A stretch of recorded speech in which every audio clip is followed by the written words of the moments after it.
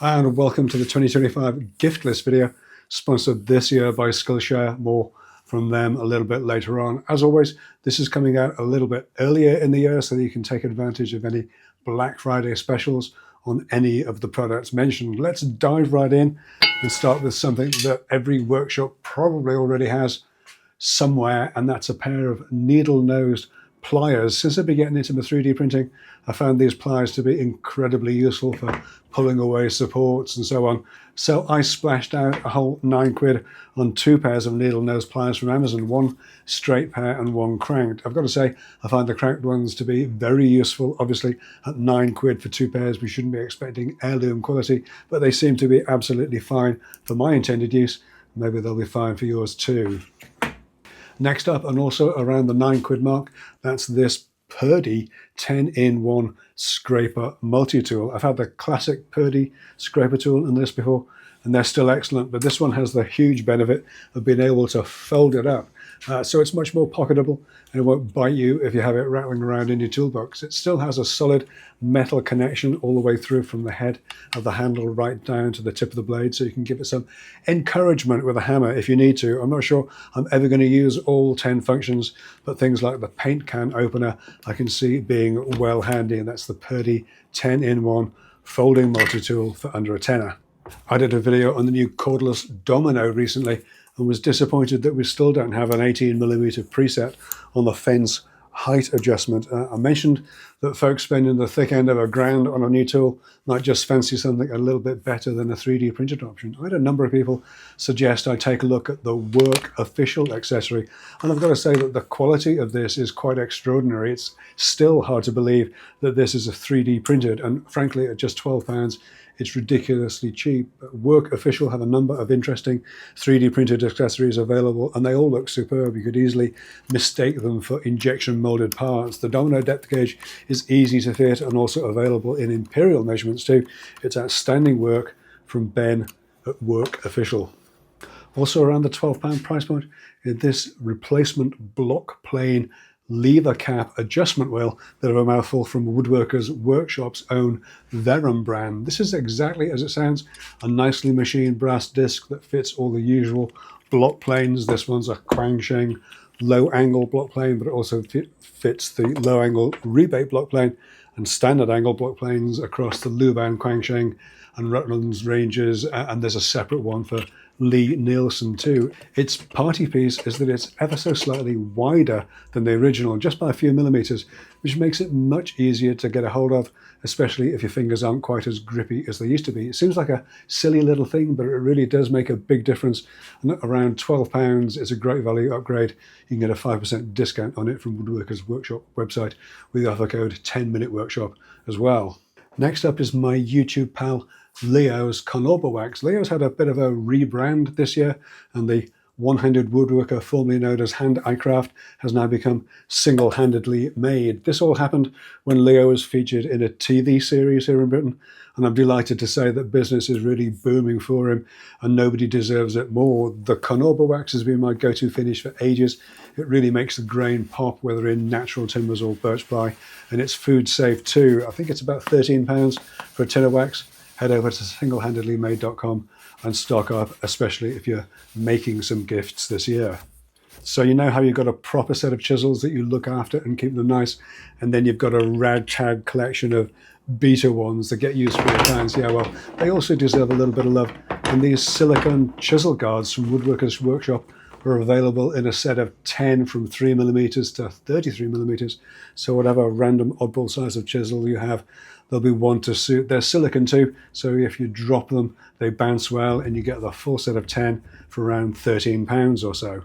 So one of the reasons I bought the cordless Domino was to get some experience of the handle. The new corded Domino uses the original body shape, but 10 Minute Workshop Plus member John found this 3D printed handle from Ravi at Motown Woodworks, so naturally I had to have one to try out. It fits on the classic Domino body really well, just a friction fit, no need for anything more than that, and it really does help with the balance. I've only used it a little bit, but it fits well, it doesn't get in the way, so if you've ever felt that the body grip on the original Domino could be improved, then this is probably £16 or £17 well spent.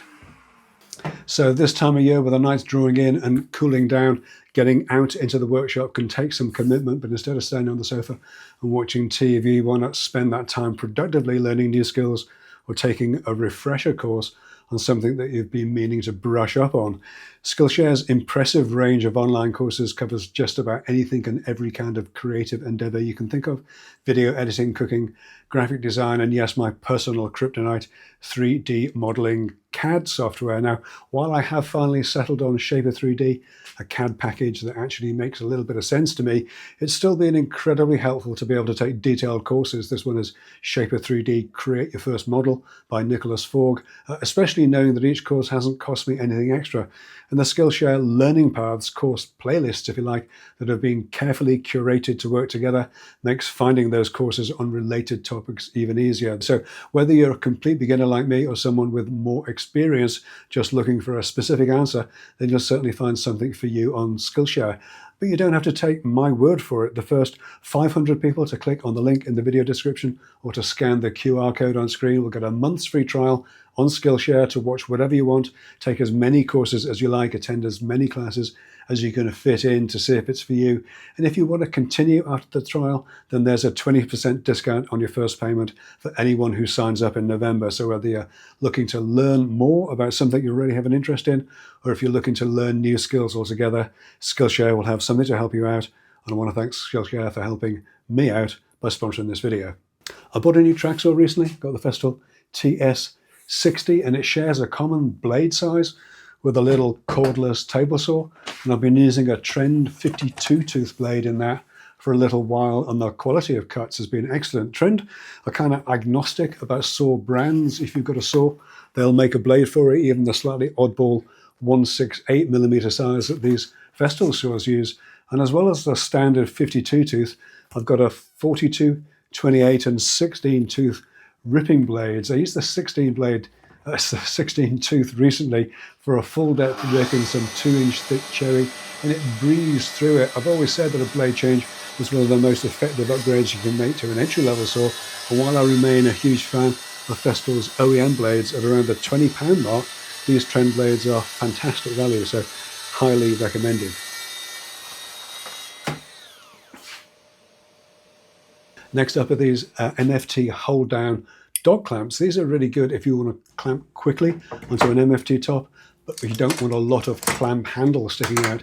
They're available in 19 or 20mm dog hole sizes with a short or long stem. These are the short ones at about 85mm. There's a few of this type around, but I like these because they're an all metal construction and feel really well made. I paid about £25 for a pair of these, and I've had no issues with them at all.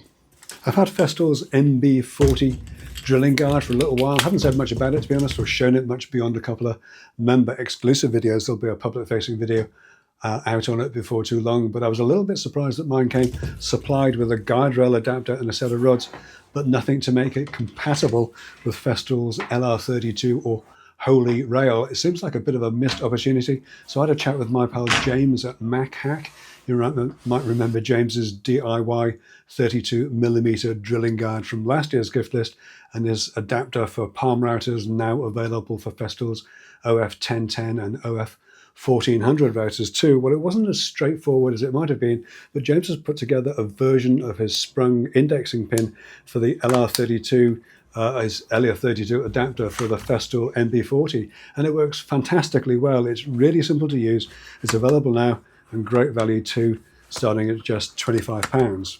So as you might remember, I had a bit of a workshop clear out recently on the other side of the workshop. One of the things that I found especially hard to deal with is old tins of paint. You've got to keep it for touching up, but you don't really want the tins hanging around and drying up. Well, one of the things that I found that's really useful are the StopLoss paint bags from Woodworkers Workshop. These are 1 litre size and come in a kit with a concertina funnel, everything that you need. I used a funnel that I had already to decant old paint into this bag, squeeze all the air out, and then it can just sit out of the way wherever it fits. And once you've finished it up, you can wash it out and use them again. About £35 for the full kit, 26 or so if you just want the bags. I think they're a great idea. Links in the description as always for more details. Earl Blue in the sewing room, apparently. So, you know, with screwdrivers or bit holders, you kind of get to the point where there's not much more you can do with them to improve them. Well, I saw this Wera Kraftform Turbo bit holder, and it completely changed my mind about that. One of the things that's always bugged me, especially with longer machine screws, the kind of thing you get in an electrical back box, is that there's no shortcut to driving the screw in by hand. You don't really want to use an electric drill driver because it's a bit too delicate. Well, that's where this bit holder comes in, because it has a button on the top of the handle that engages a set of gears. So a single turn of the handle translates to 4 turns of the screw that you're driving. It works a treat. It's a little bit indulgent at around £55, 60 odd for the electrical VDE version, but such a great idea, and like so many things, I wish I'd had it years ago. Highly recommended.